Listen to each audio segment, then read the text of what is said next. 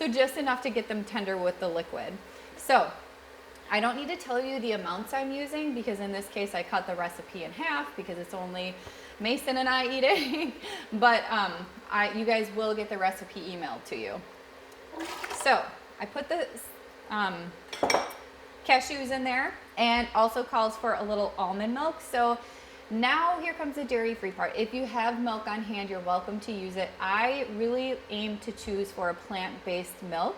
So an almond milk, a soy milk, or they now have oat milk, which is probably the best for the environment.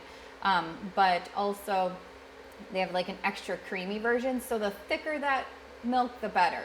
So skim milk, coconut milk, unsweetened light almond milk, those really watery ones you don't want in this recipe.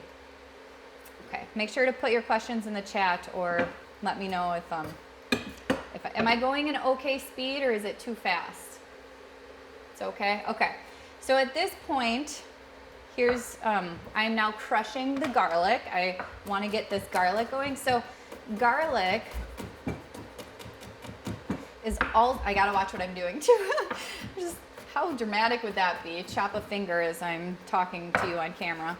So anyways, garlic is also part of the allium family and also has great disease preventative properties, but when you cook them, those start to degrade. So with garlic, I like to let it sit for a few minutes to really develop something called allicin. That allicin is a natural antibiotic and also helps with viruses. So if you've seen my live, I recently talked about getting garlic in. So fresh and the least cooked is best. But as you know, if you eat fresh garlic, you will regret it immediately. So I'm not saying that. You can cook it down a little bit, but just as cooking it takes away that flavor, it's also affecting those disease preventative properties. So it's the very last thing I add when I am cooking. And so the best thing about this recipe is I don't add it to the pan. I add it to the blender. So it's being blended and you basically are eating it raw. What do you think about that? I know. My point is I'm not cooking it. I'm throwing it in the blender. So we're not changing those disease preventative properties. But by mincing it, I'm exposing that oxygen to it. In my next recipe, I will cook it. So not always the case. Okay, so we got that. Garlic. 3/4 cup. All right, my next ingredient in this, so far we just have the cashews, the garlic, and some almond milk. And now I'm just gonna add some nutritional yeast. Nutritional yeast is a very cheesy kind of flavor, and it actually is can you guys see how it's orange like that? So it's flaky and light and has kind of a robust flavor. And that's why I like to do my food demos, so you could actually try a little bit around the table here. But this is a really good source of added protein. There's some fiber, but it also has some B vitamins. And if you do start to decrease the meat in your diet and increase more foods that offer the disease preventative properties, B12 is something that you won't get as much of, which nutritional yeast is fortified in vitamin B12. So not only are you getting a little bit of that cheesy flavor, you're getting folate, B12, fiber, protein. So really easy way to add nutrition. So put that in the blender. We top this on our popcorn. You can top it right on your pasta to kind of mimic Parmesan cheese. Again, these are just giving you ideas of how to add foods that do have disease preventative properties. All right, and then lemon juice. So, how many of you have lemon juice sitting in your refrigerator right now? Okay, how many think that it's been there for over a year? Are you raising your hand? Oh, I thought Mason was raising his hand. So there's a good chance that many people have the lemon juice and it sits there for ages. The fact that it can sit there in your refrigerator for ages and ages and ages clearly means it's not very fresh. So getting some fresh citrus in these recipes, very affordable, but also you're getting the vitamins that is in something like lemons. So I'm gonna squeeze it in a little measuring cup so I don't get seeds, but usually I just have a little strainer that I strain the noodles.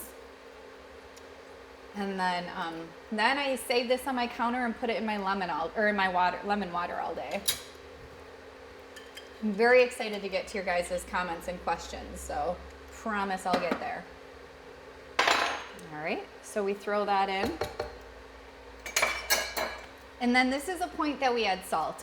And I know you're probably wondering, I shouldn't have salt. So, thing about often the more fresh you eat, the less salt you're getting on average. You don't realize that when you would eat regular Alfredo, there is a ton of salt in the ingredients that you're using. So in the ingredients that we are using, you can control the amount of salt you're adding. So for me, I really do limit how much processed food I get. So I don't get a lot of salt in my diet. However, salt is necessary. That's how your cells balance fluids, with salt and potassium. So by not having enough salt overall. But typically, as Americans, we do not have to worry about not getting enough salt. All right, you guys. So all that would be happening right now is the noodles would be boiling. I would throw frozen broccoli in with the noodles, strain it all together. Again, I'm just saying I'm a mama too, so I keep things easy. I don't separate, thawing broccoli. And even if you have fresh broccoli, you could still cook it in the boiling water that the noodles are in. That's okay. Strain it all together. Then we're gonna blend this baby. So it's gonna be loud for a minute, so I'm not going to talk. Oh, I love this part. Ready?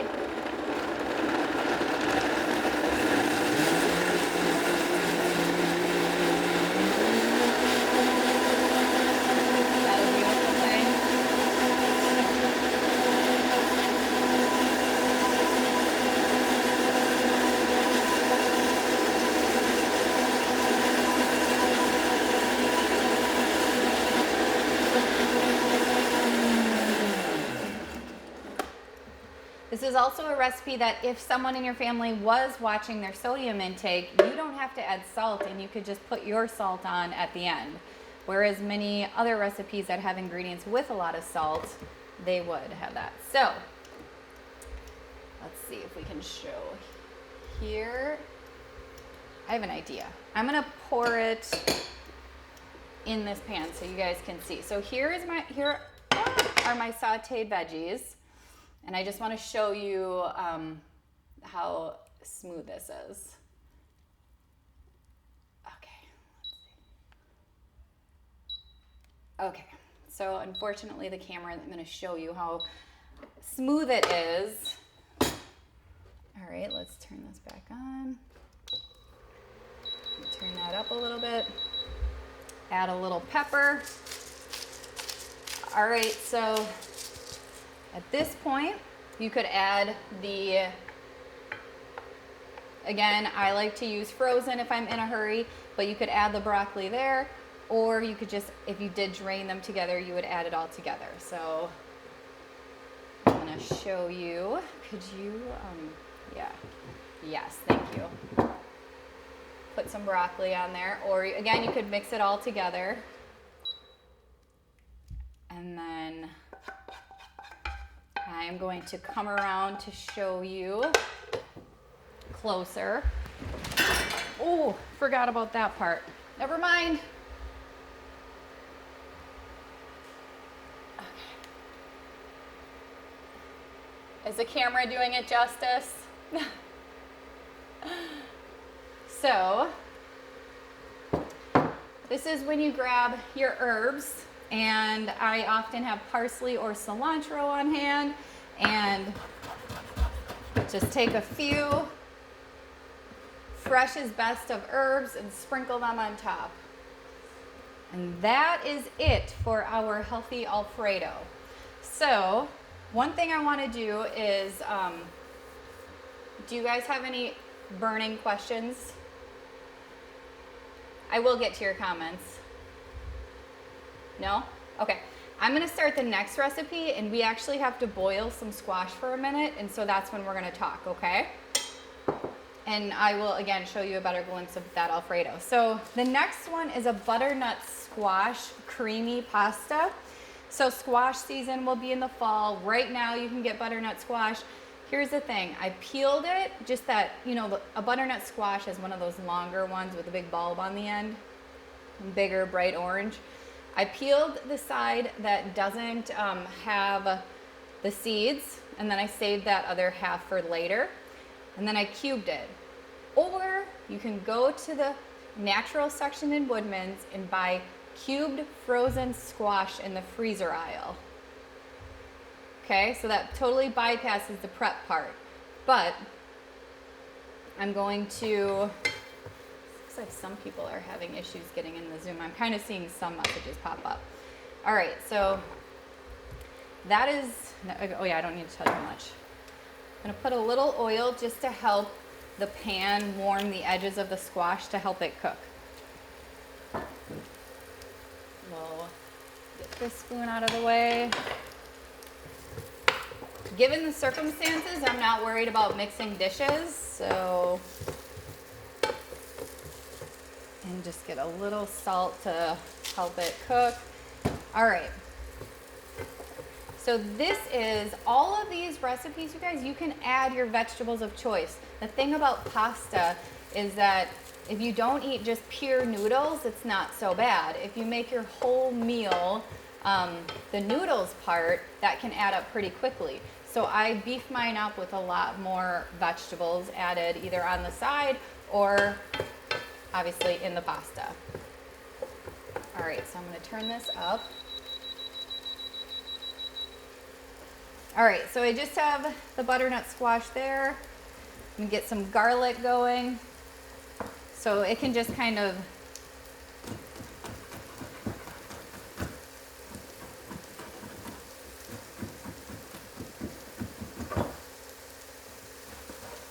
basically get some oxygen exposure before I put it in the pan.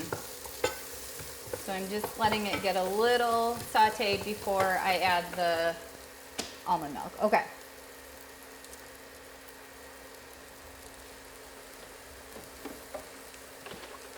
Okay, so the creaminess again is just coming from a plant-based milk, super affordable.